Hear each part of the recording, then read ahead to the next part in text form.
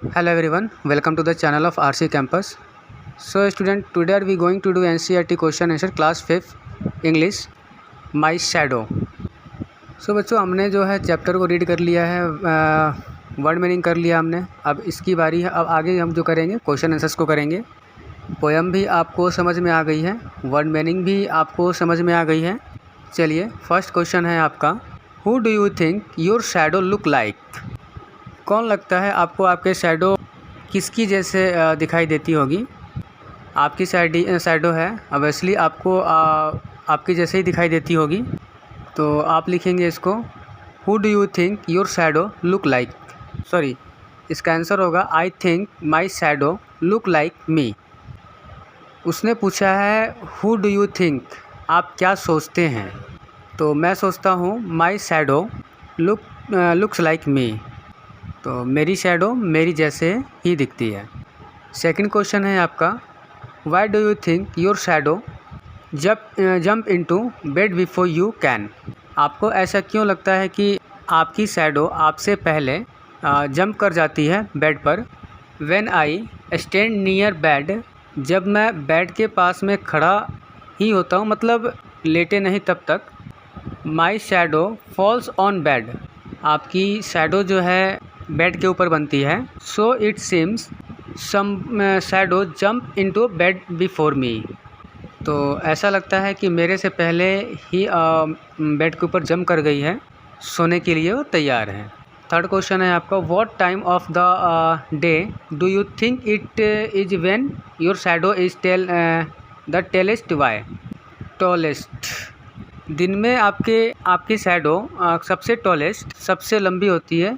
And Y, क्यों. Morning में, afternoon में या फिर नाइट में. नाइट में तो देखेंगे कि शैडो आपकी बिल्कुल होगी ही नहीं. आफ्टरनून में क्या होता है कि सन बिल्कुल आपके सर के ऊपर होता है, तो उस टाइम शैडो आपकी छोटी बनती है. मॉर्निंग में शैडो सबसे बड़ी बनती है. देखिए आपको एक ये पिक्चर दिखाते हैं, यहाँ से आपका शायद क्लियर हो जाए.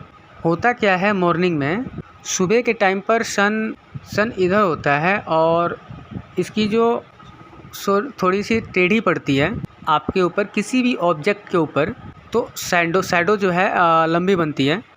आफ्टरनून में, दोपहर में आप देखेंगे कि सन जो है बिल्कुल ओवरहेड होता है, आपके सर के या किसी ऑब्जेक्ट के बिल्कुल ही ऊपर होता है, तो शैडो बिल्कुल नीचे बनती है और बहुत ही छोटी सी बनती है. और आप अगर इवनिंग में देखेंगे तो भी शैडो आपकी बड़ी ही बनेगी. कहने का मतलब है कि शैडो जो है सबसे लंबी होती है मॉर्निंग में और इवनिंग में. और आपको इवनिंग का ऑप्शन दिया नहीं है, आपको जो ऑप्शन दिया गया morning, afternoon and night. Night में शैडो होती नहीं है. आफ्टरनून में हमने देखा कि बहुत बड़ी नहीं होती है, मॉर्निंग में सबसे बड़ी होती है. तो आप मॉर्निंग लिखेंगे, तो आप इसका आंसर लिखेंगे, our shadow is the tallest in the morning. तो हमारी शैडो मॉर्निंग में सबसे लंबी बनती है. और रीज़न भी पूछा है इसने, तो it is because the sun rays are slanting मतलब होती है टेढ़ी. तो सन की जो रेज होती है वो स्लैंटिंग होती है at the time of sunrise.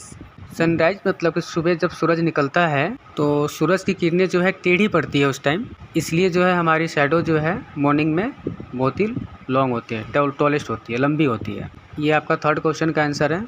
आगे आते हैं, आगे चलते हैं. Read the line from the poem and answer the following. ये लाइन्स है आपके पोएम्स की, उसको पढ़िए फिर उसको आंसर कीजिए. He is very very like me, वो बिल्कुल मेरी जैसे है, मतलब मेरे जैसा ही है. From the heels up to the head, आपके एडी से लेकर, हिल से लेकर हेड तक, सर तक, सर से पाँव तक जो कहते हैं ना, बिल्कुल मेरे जैसे हैं. Who does he refer to, वो ही कौन है जो उस बच्चे के जैसे है, तो वो कौन है, वो है आपका shadow. He refer to the shadow. Who does me refer to, तो मी कौन है आप इसमें, तो मी है आपका इसमें स्पीकर ऑफ द पोएम. इसमें आप स्पीकर भी लिख सकते हैं या फिर इसमें राइटर का नाम भी लिख सकते हैं. नेक्स्ट है आपका, why are he and me like, वो और मैं बिल्कुल एक जैसे ही क्यों हैं. Because he is my shadow, क्योंकि वो शैडो है, इसलिए हम दोनों एक जैसे हैं। आगे आते हैं नेक्स्ट क्वेश्चन पर। Work in pairs and discuss the following. आपको पेयर में वर्क करना है और ये बातें डिस्कस करनी है। What do you do if, आप क्या करेंगे अगर अ डॉग चेजेस यू, एक डॉग आपको चेज करता है, आपके पीछे भागता है, तो आप क्या करेंगे। तो सबसे पहले तो भागना नहीं है, क्योंकि डॉग तो आपसे तेज़ भाग सकता है और जब आप भागते हैं तो उसको और ज़्यादा मोटिवेशन मिलता है, आपको चेस करेगा, आपको पकड़ेगा और काट भी सकता है। तो आप जो है बिल्कुल स्लोली वॉक करेंगे।